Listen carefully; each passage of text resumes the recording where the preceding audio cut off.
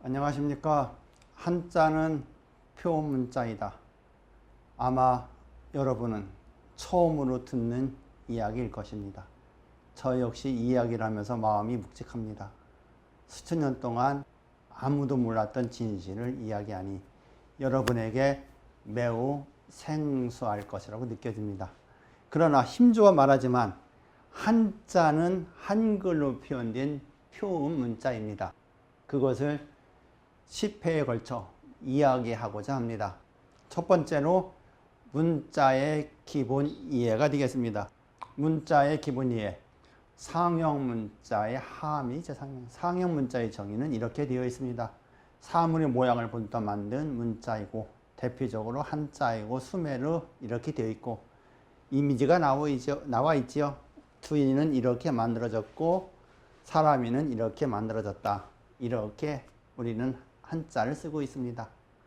그러나 저는 상형 문자의 의미, 정의를 다시 한번 생각해 봐야 된다고 합니다. 왜냐하면 한자가 표문자로 가는 가장 첫 번째 단계가 상형 문자의 정의이기 때문입니다. 그래서 지금까지 상형 문자의 정의는 이런 방식을 사용한 것 같았습니다. 상형과 문자의 통합, 즉 완성된 문자에서 상형에 대한 요소가 없다는 것이죠. 저 보십시오. 두이하고 사람인이 있습니다.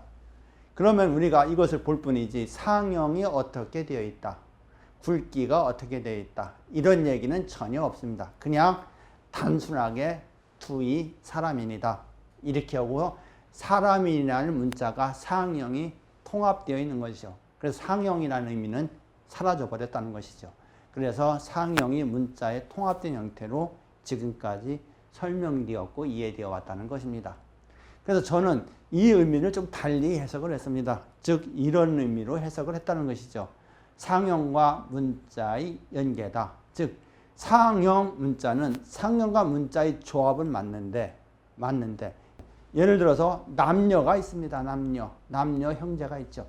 남이라는 속성, 여라는 속성이 공존하면서 서로 연관, 관련이 된다고 하는 것이죠. 형제도 마찬가지죠. 형이라는 사람, 동생이라는 사람 서로 상호의 속성을 유지하면서 관계를 맺죠.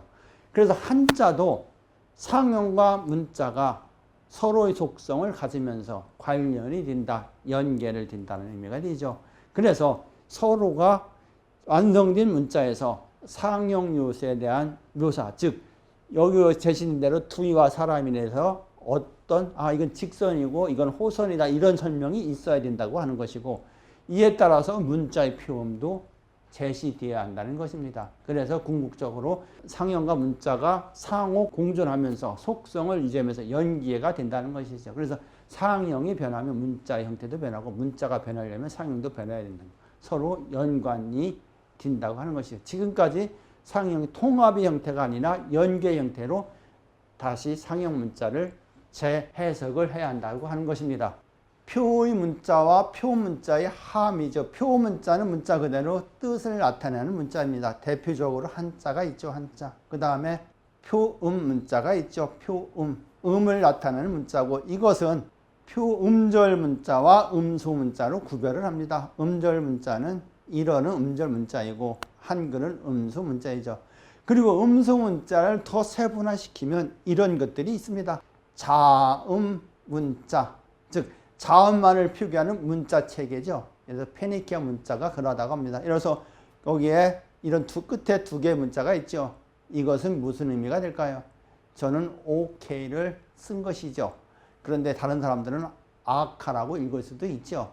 얼마든지 표음이 달리 읽을 수 있다는 것이죠.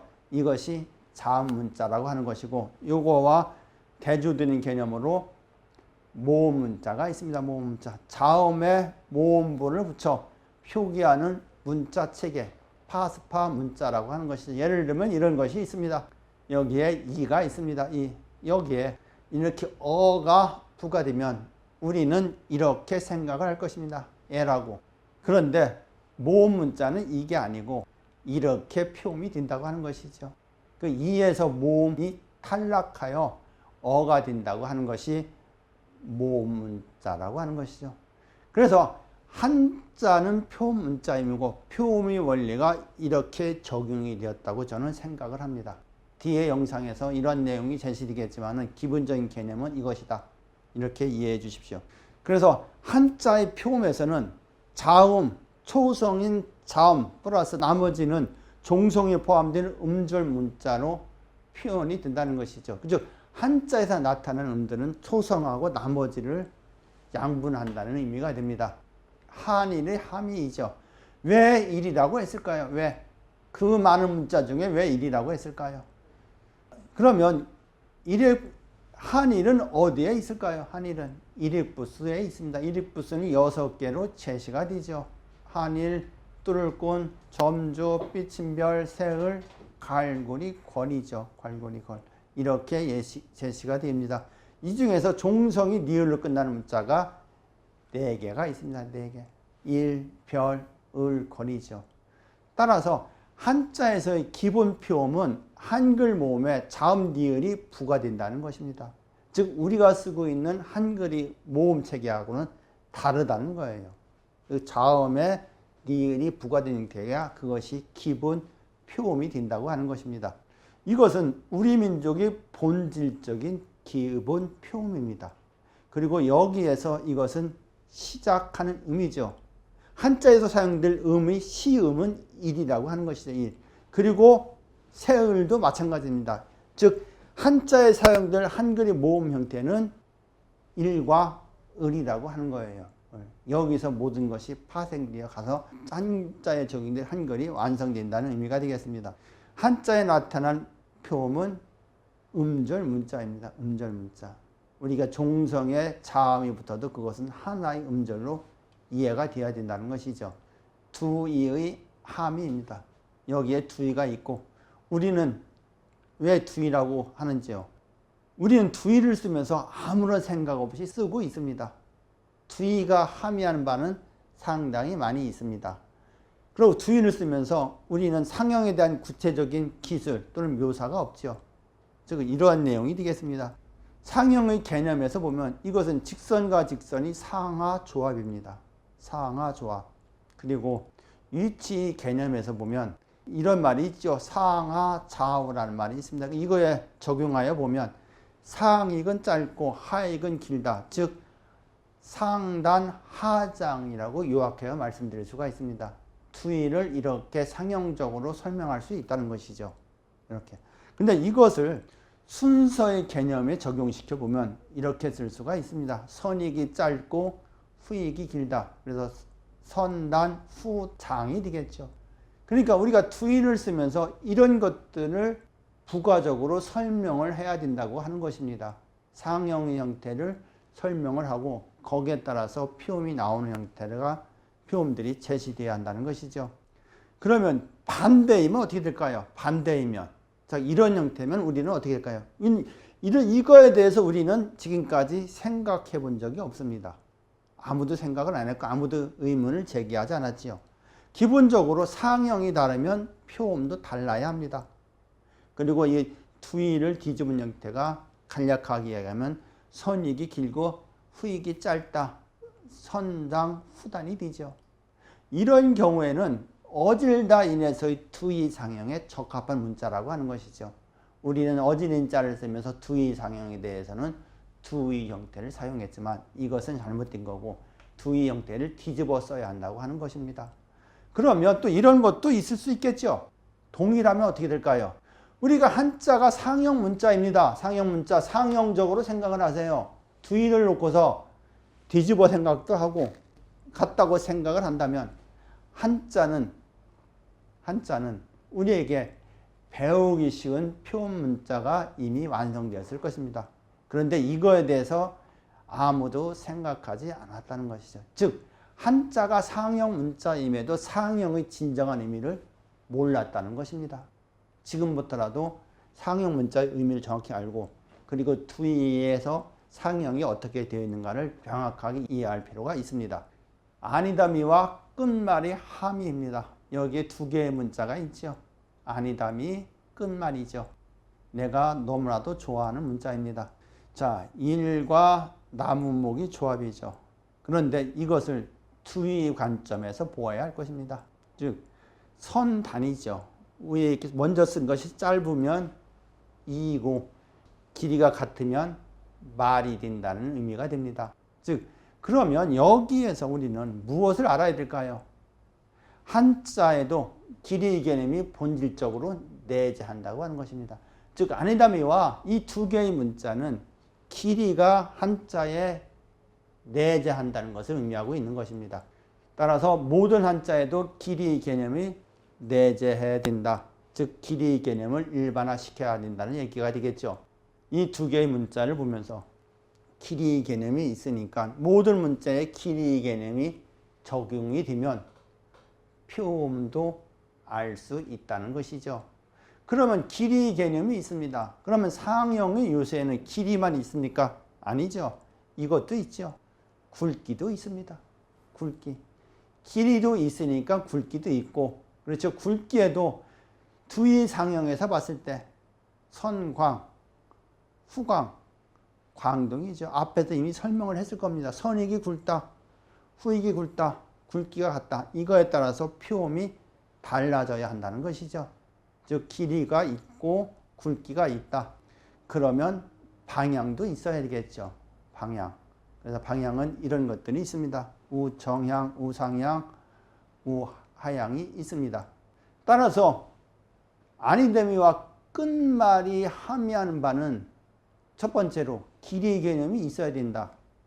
두 번째, 상형이니까 굵기도 있어야 되고, 그리고 방향도 있어야 되겠죠. 그리고 여기에는 안 나와 있지만은 위치도 있어야 한다는 것입니다.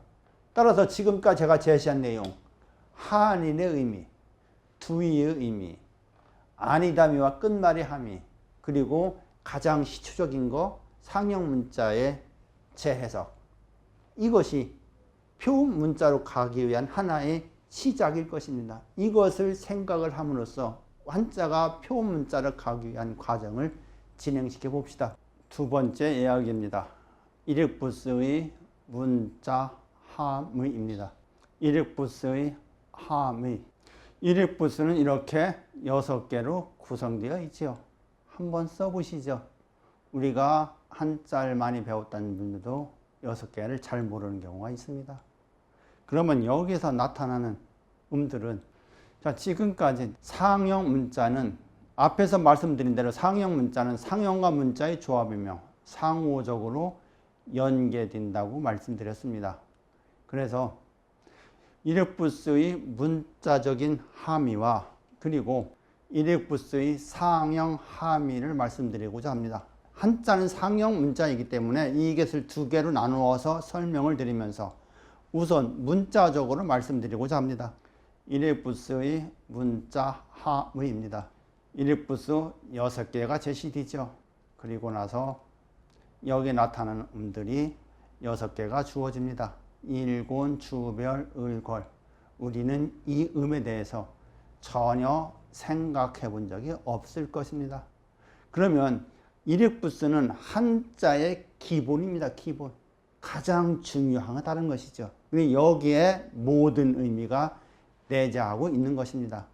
그래서 여기서 나타난 음을 한번 분석해 보겠습니다. 그래서 우리가 이것을 표음 분석이라고 합니다.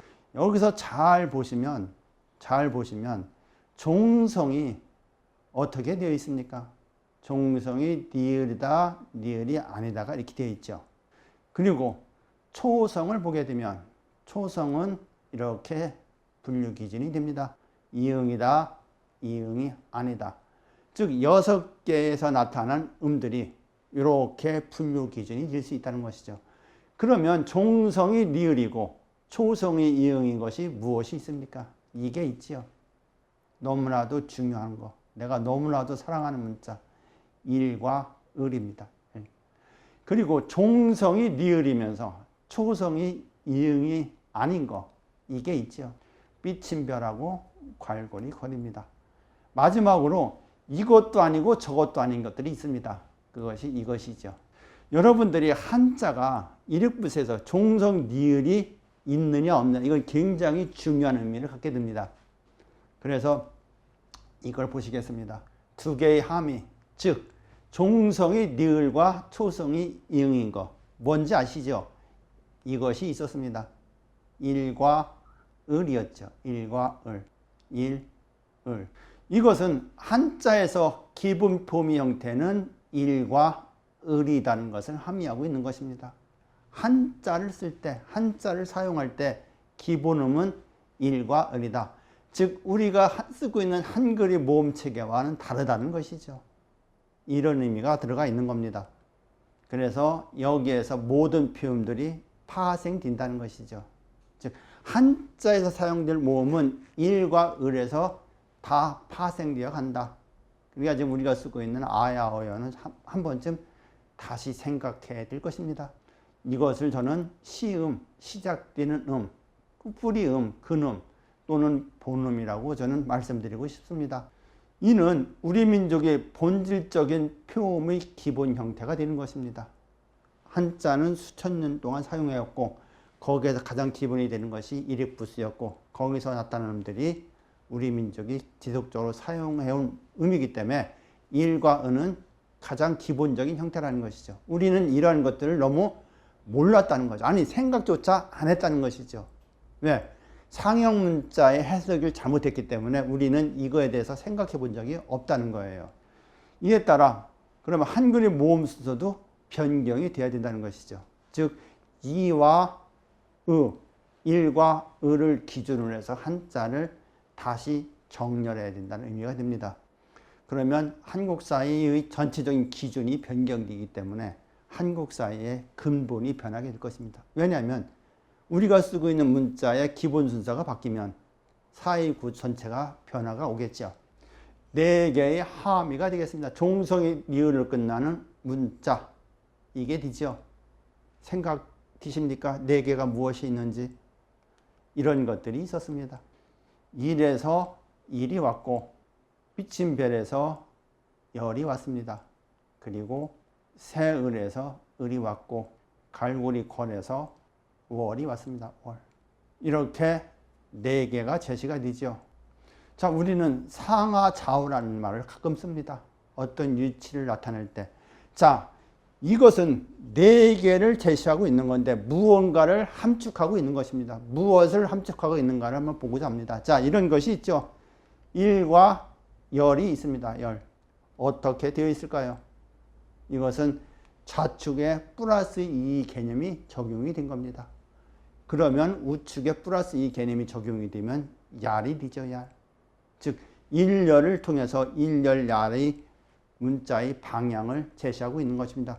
그러면 이러한 방법을 을에 적용하면 어떻게 될까요? 을에 적용하면 이렇게 되겠죠. 여기에서는 상하의 개념으로 가겠죠. 그래서 을, 열, 율이 되는 것입니다. 즉 일, 열, 을을 통해서 6개의 문자가 도출이 된 겁니다. 그러면 월이 있죠. 월. 그러면 무엇이 함의되어 있을까요? 이것은 월을 뒤집은 것이 왈이 되죠. 왈. 그리고 앞에서는 플러스 2 개념이었지만 여기에서는 마이너스 2 개념이 되기 때문에 을이 되는 것입니다. 을. 그리고 유심히 보게 되면 일과 을의 조합은 을이 됩니다. 즉 기본적으로 4개의 문자의 음을 통해서 9개가 제시가 된다는 것이죠. 이것이 함의되어 있는 것입니다. 그렇다고 해서 여기서 끝나는 게 아니고 우리가 여기에 없는 문자가 있습니다. 이런 문자가 있죠. 자, 이것은 우리가 기본 모음이라고 하죠. 기본 모음. 그러면 여기에서 없는 문자가 있습니다. 예를 들어서 열과 월을 조합을 하면 어떻게 될까요? 이것은 과정적으로는 합집합입니다. 그런데 결과적으로는 교집합이 되죠. 즉 우리 선조들은 열과 월을 조합해서 얼이라는 문자를 만들어냈다는 것이죠. 그러면 이런 것도 있을 수 있겠죠. 얄과 왈은 어떻게 나올까요? 이것은 알이 되는 것입니다. 알. 그리고 이러한 형태. 일과 을의 조합은 이렇게 되죠. 우리가 아래아라고 알고 있는 점은 단독으로 쓰면 을이 되고 붙여 쓰면 반음이 됩니다. 그래서 이것은 일이 반음이 되고 얼과 알이 중음이 되죠. 즉 4개의 문자에서 여기까지 나왔습니다. 그러면 또 이런 것도 있을 수 있습니다. 요울과 와는 무엇이 될까요? 이것은 올이 되죠. 올. 이것은 울이 됩니다. 그리고 이것은 이런 앞에서 제신 과정을 통해서 을이 되죠. 이걸 우리는 반을이라고 부르고 싶습니다. 반을. 즉 이것도 이렇게 정의가 되죠.